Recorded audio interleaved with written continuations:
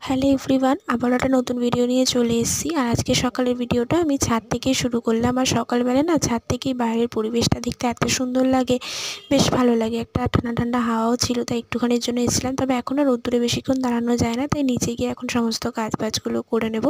প্রথমেই ঘরটা আমি ঝাড় দিয়ে নিয়েছিলাম। আর এখন না বেশ কিছুদিন ধরে দেখছি একটু গরম গরমই লাগছে, যদিও পাখা সেরকম চালানো হচ্ছে না ঠিকই, কিন্তু তবুও একটু বেশি কাজবাজ করলে মনে হচ্ছে যেন একটু গরম লাগছে। তো আজকে এই জানলা দরজাগুলো সমস্ত কিছু এখন প্রত্যেক দিনই খুলে রাখি, কারণ গরম পড়ে গেলে অতটা অসুবিধা হয় না। তবে শীতকালে খোলা রাখলে না প্রচণ্ড পরিমাণে হাওয়া চালায়। তো এরপরে আমি ঘরটা ঝাড় দিয়ে নিয়েছিলাম, এখন মুছে নেবার আজকে কাজবাজগুলো একটু তাড়াতাড়ি করেই করে নেওয়ার চেষ্টা করছি, কারণ আজকে বেলা একটুখানি দিদির বাড়ি যাওয়ার ছিল। তো এরপরে আমি দেখো ঠাকুরের এখানটা ভালো করে পরিষ্কার করে নিয়ে সমস্ত কিছু করে নিয়ে পুজোটা দিয়ে নিয়েছি চান টান করে। পুজো দেওয়ার পরে আমার আর সেরকম কোনো কাজ ছিল না। তারপরে আমি আর মা এসেছিলাম দিদির বাড়িতে, দিদি এসে এখানে রান্না করছিলেন, আমি দিদির সাথেই বসে বসে ওখানে গল্প করছিলাম।